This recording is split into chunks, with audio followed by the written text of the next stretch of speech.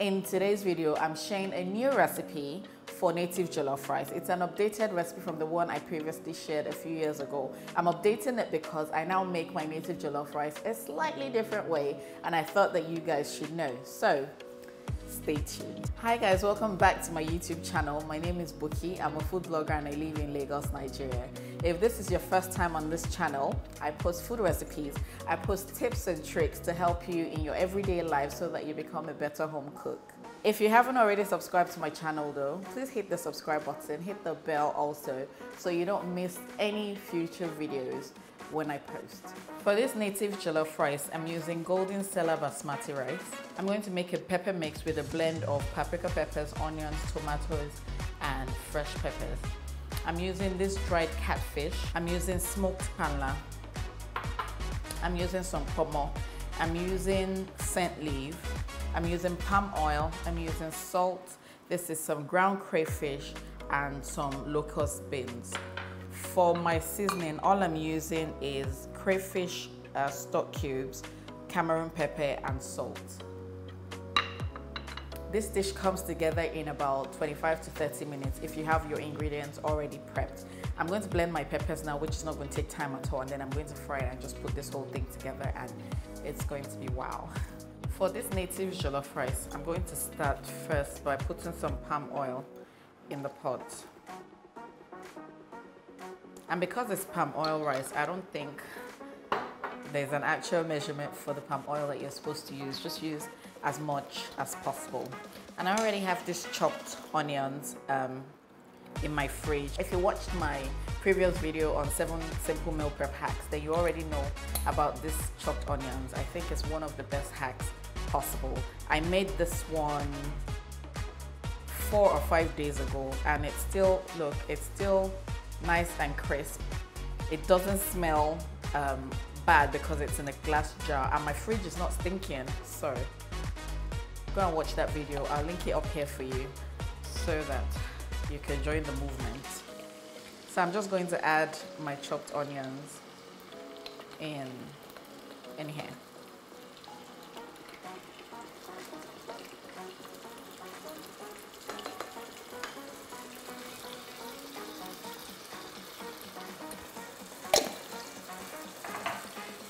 I'm also going to add my Iwuk, which is locust beans. I think that Iwuk is one of the things that gives this dish its flavor. It's so good, and I think it's important. Now, some people don't eat it, and that's fine, but I think Iwuk is just really important in this dish.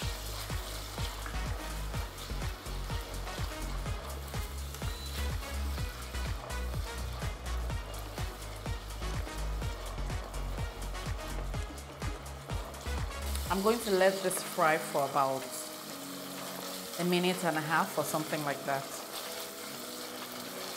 Now I'm going to add in my blended pepper mix. This is a mix of tomatoes, paprika peppers, onions, and habaneros, fresh pepper.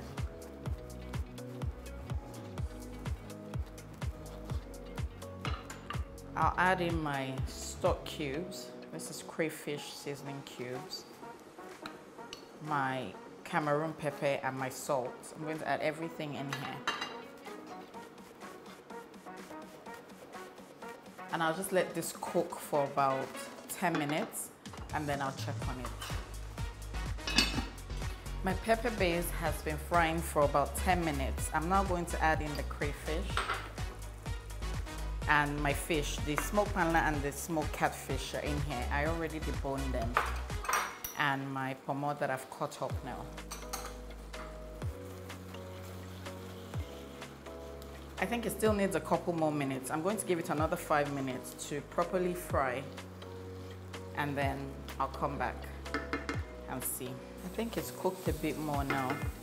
So I'm going to add some water. Enough to cook my rice. And this is a no soggy rice zone, so we already know. If you want to add dried prawns to this, that big red, the one they call the big red crayfish, you can totally do that. It will give it a really nice flavor. I don't have any, that's why I didn't add. So I'm just going to let this boil some, and then I'm going to add in the rice. I've already washed my rice. Because I use golden Sella Basmati rice, I only soak it in hot water for 10 minutes. I rinse it, and that's it. That's all the parboiling that it needs. So I'm going to add my rice in here.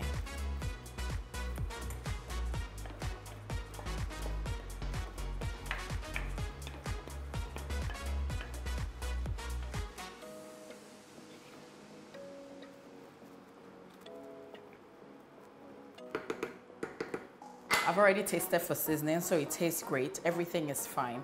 I'm just going to give it time now for the rice to cook, and it's going to be amazing, you guys.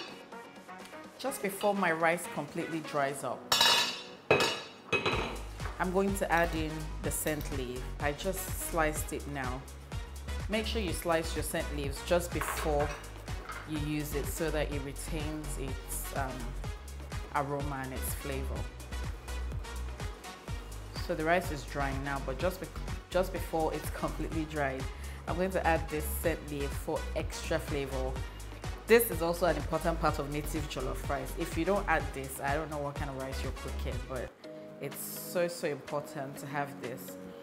Some people use uziza leaves, which I think is also fine. It has really nice flavor also. So if you can get your hands on uziza leaves and not scent leaves, that works also.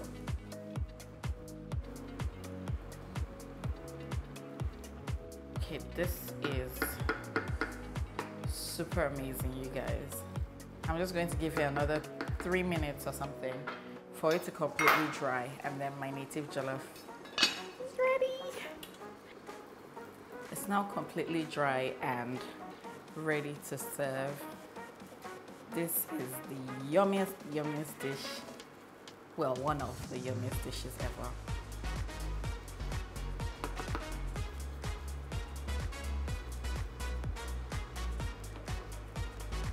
Not soggy at all.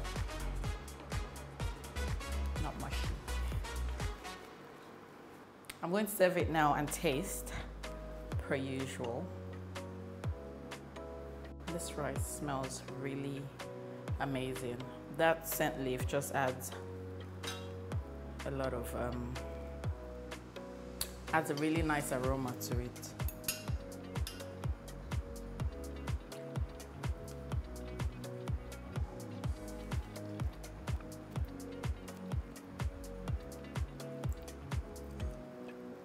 I'm not sure there's any need to describe this because you guys can already tell.